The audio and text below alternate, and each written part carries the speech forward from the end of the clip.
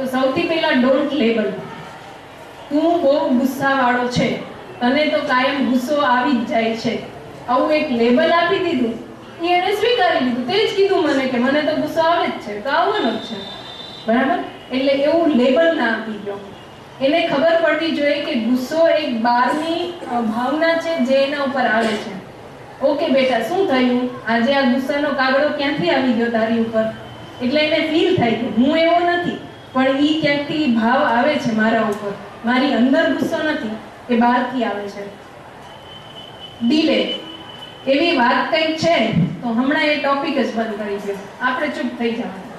એને ભલે ગુસ્સો આવ્યો, 15 મિનિટ ગુસ્સો કરી લેવા દો. એની સામેની વાતચીત છે એ ડીલે કરી દો, થોડુંક મોડું કરી નાખો. ડિસ્ટ્રેક્ટ. એ વાતમાંથી વાળી ગયો. ચાલને પહેલા જમી લઈએ આપણે, ચાલને 10 મિનિટ ટીવી જોઈ લઈએ. અથવા એ ના જાય તો આપણે એ રૂમમાંથી બીજા રૂમમાં જતા રહ્યો, 5 મિનિટ છાપું વાંચી લો, કંઈક મેગેઝિન વાંચી લો. પોતાની જાતને જુદા રસ્તા ઉપર ફેરવી નાખો. ડ્રિંક. સારામાં સારું 2 ગ્લાસ ઠંડુ પાણી પી લેવાનું. એને કહેવાનું એ ના પીવે તો પછી આપણે જ પીવું પડે, પણ એ પણ ફાયદો કરશે કે એટલી 5 મિનિટ તો જરાક ડીલે થઈ ગઈ. અને ડાયરેક્ટ. ગુસ્સો છે, ગુસ્સો આવે છે, આ ઉંમરે આવશે જ, એ નોર્મલ છે.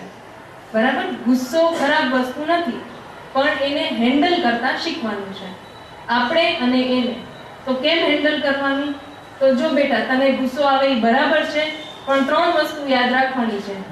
મને મારવાનું નહીં, બોલીને કોઈને હર્ટ નહીં કરવાનું, તારી જાતને નુકસાન નહીં પહોંચાડવાનું. બહુ ગુસ્સામાં પેલું કરી નાખે, માથા પછાડે, પોતાને કંઈક ઇન્જરી કરી નાખે, એવું નહીં કરવાનું. અને કોઈ પ્રોપર્ટીને નુકસાન ના થવું જોઈએ, પકડીને ખુરશી ફેંકી એવું ના થવું જોઈએ.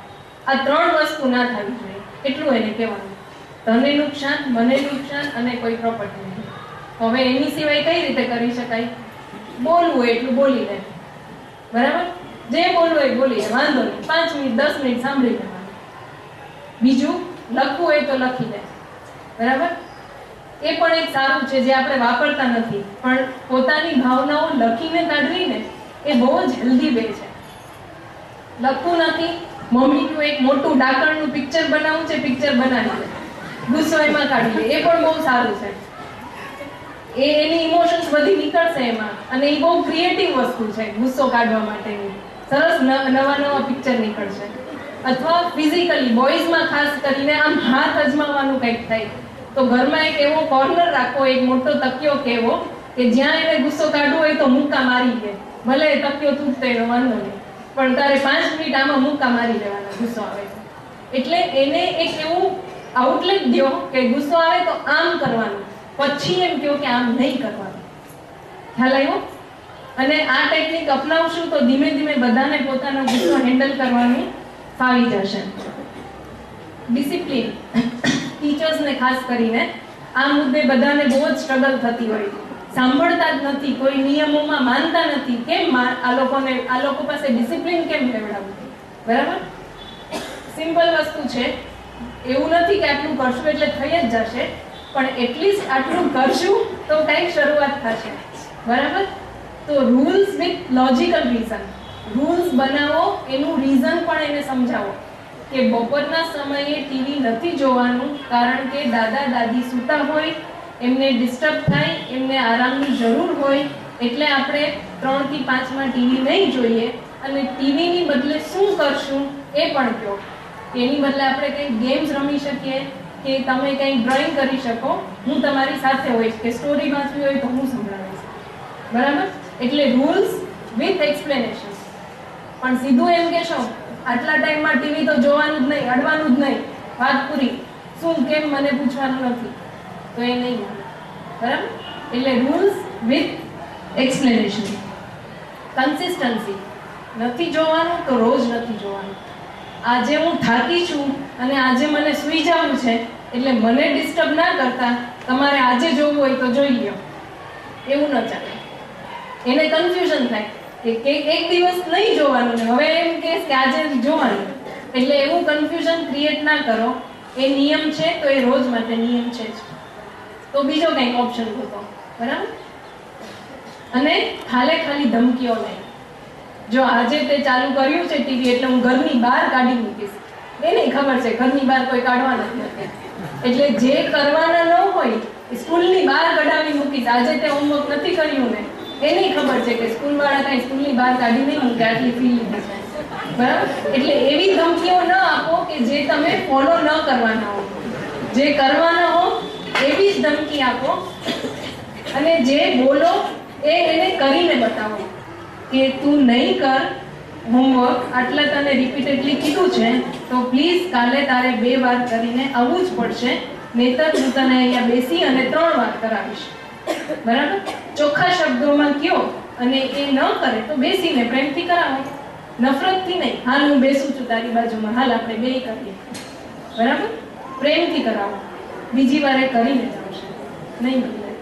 એને ખબર છે કે વાંધો મારા હોમવર્ક ન કરવા સામે છે, મારી સામે નથી, એવું એને ફીલ થવું જોઈએ, તો એ ડિસિપ્લિન માનશે. અને એને ચાન્સ આપો કે બેટા આમ તો તું બહુ રેગ્યુલર છો, હમણાંથી કેમ 2-3 વખત ત્યાં તું હોમવર્ક કરીને નથી આવતો. એને ચાન્સ તો આપો પહેલા. કદાચ કંઈક એવું રીઝન હશે, એમ કહેશે કે મમ્મી મારા ઉપર ધ્યાન નથી દેતી, મારે નાનો ભાઈ આવ્યો છે તો મમ્મી હવે એના ઉપર જ ધ્યાન દે છે, કંઈક કારણ હશે. તમે કારણ જાણશો તો તમે મદદ કરી શકશો. એટલે એને એક રીઝન આપો એક્સપ્લેનેશન કરવા માટેનું. અને રોજ કરીને આવે છે એને વધારે તમે પ્રોત્સાહિત કરો. 30 દિવસ કરીને આવે છે એનું કોઈ જોતા નથી, અને એક દિવસ નથી કર્યું એટલે મચી પડ્યા, બરાબર. તો જે દિવસે ખીજાયા એવી જ રીતે બાકીના 30 દિવસ કરીને આવે છે તો રોજ એના વખાણ કરો. વેરી ગુડ, તું રેગ્યુલર છો, તું રેગ્યુલર છો, રોજ કરે છે, રોજ કરે છે. બીજી વાર એનું નહીં થયું હોય તો એને અડધી રાત્રે યાદ આવશે કે મેડમ મને કહે જ છે, અને એ સાંભળવા માટે થઈને એ અડધી રાત્રે પૂરું કરશે કે હા મેડમ રોજ વખાણે છે મને, હું જે દિવસે કરીને જાઉં છું ને. પણ જે દી કરીને જાય છે એની નોંધ જ નથી લેતા, તો પછી એને ક્યાંથી ઈચ્છા થશે, બરાબર. એટલે નેગેટિવ વસ્તુ જે સહેલાઈથી આપણે કહી છે એટલી સહેલાઈથી પોઝિટિવ નથી કહેતા. તો એ પોઝિટિવ વધારે કહેશું તો એ નેગેટિવ પોતે જ ભૂલી જશે અને કરશે નહીં. પનિશમેન્ટ આપવી જોઈએ કે નહીં? આપો છો કે નહીં? કંઈક તો આપતા હશો.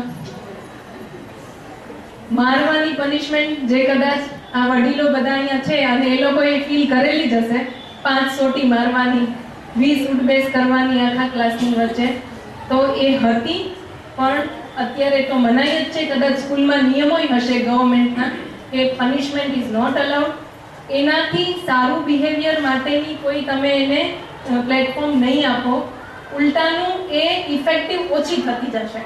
10 વાર ઉઠબેસ કરાવશે ને કરી લેશો, એમાં શું? પછી 20 વાર બીજી વાર કહેશો, એ અસર નહીં કરે, એમાં શું વાંધો, બરાબર. ઉલટાનું એનાથી એને નેગેટિવ એટેન્શન મળશે. એટેન્શન તો મળતું થયું આખા ક્લાસમાં બધાની વચ્ચે, મને ઊભો તો કર્યો. એ નેગેટિવ એટેન્શનમાંથી એ શીખવા મળશે કે આમ તો કોઈ દિવસ મને મારું નામ નહોતી ખબર ક્લાસમાં, પ્રિન્સિપાલને આજે તો ખબર પડી. એટલે એવું નેગેટિવ એટેન્શન પનિશમેન્ટથી એ લેવાનું શીખે, એવું ના થવું જોઈએ. યોગ્ય પનિશમેન્ટ શું છે? તો જે એને કંઈક મળે છે પ્રિવિલેજ કે સ્પેશિયલ એને કંઈક મળે છે એ મળવાનું બંધ થાય, બરાબર. 4 વખત સ્કૂલમાંથી આ મહિને ફરિયાદ આવી છે, હવે 1 મહિનો આપણે ટીવી જોવાનું બંધ, બરાબર. એ પ્રિવિલેજ મળતું હતું એ બંધ થઈ ગયું, અને 1 મહિનો આપણે કોઈ ટીવી નહીં જોઈએ, બસ એટલું એને મળી ગયું તો એ થશે, બરાબર. એટલે એ જે કંઈક મળતું હતું એ એની પાસેથી લઈ લ્યો, એ મોર ધેન પનિશમેન્ટ છે.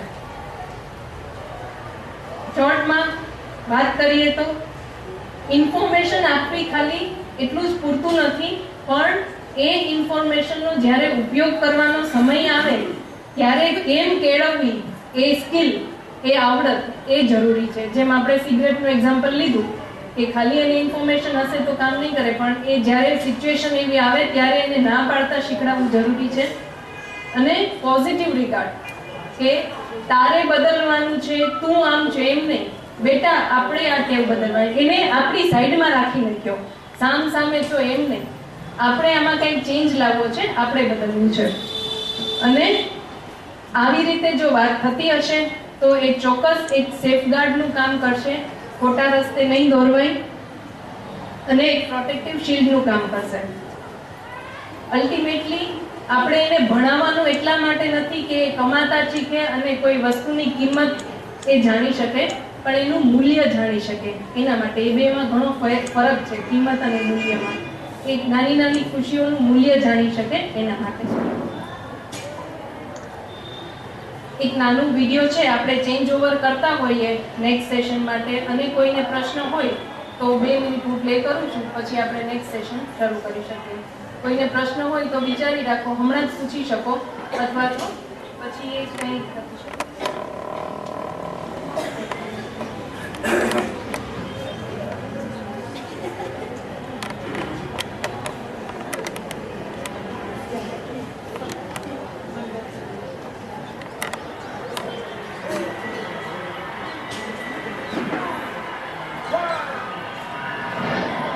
આ પેરેન્ટ્સ માટે એક સજ છે કે કોઈ પણ વસ્તુ નિયમો વગરની આપણે એને હાથમાં આપીએ તો આપણે પણ એટલા જ ભૂલ આપણી કરતા પણ.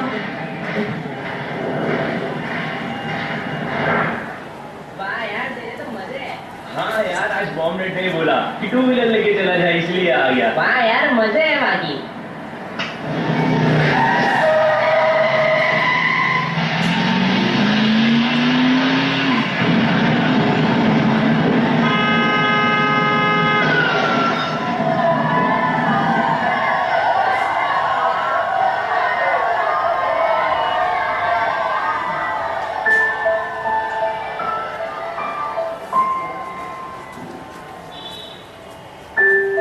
क्या आप सोनू जिंदगी की हर रेस जीत पाएगा?